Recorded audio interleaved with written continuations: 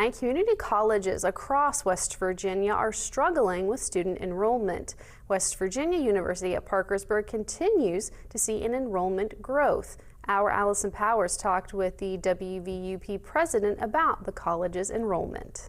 In West Virginia, there is an enrollment cliff that is occurring.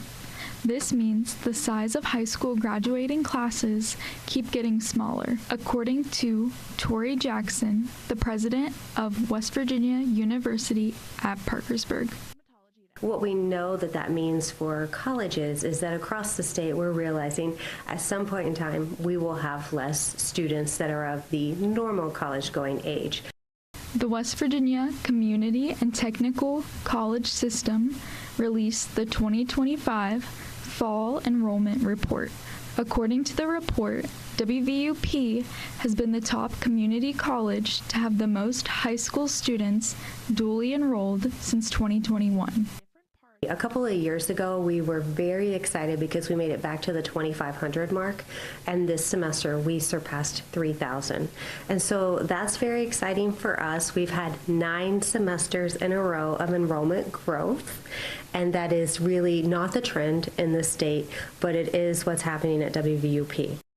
The number of students not returning to the college has went down by 7.2% since 2021, meaning more students have decided to continue their higher education at WVUP, according to the WVCTCS report.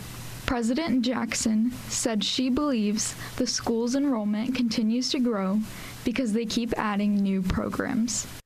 As the president of WVUP, I'm excited about enrollment growth because it shows that we're a good partner in the Mid-Ohio Valley, which is our whole job as a community college.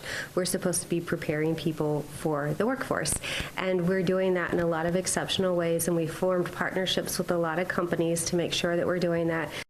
WVUP will be adding a new radiology program and an EMS program. Jackson said there is room for growth in the new Innovation and Technology Center.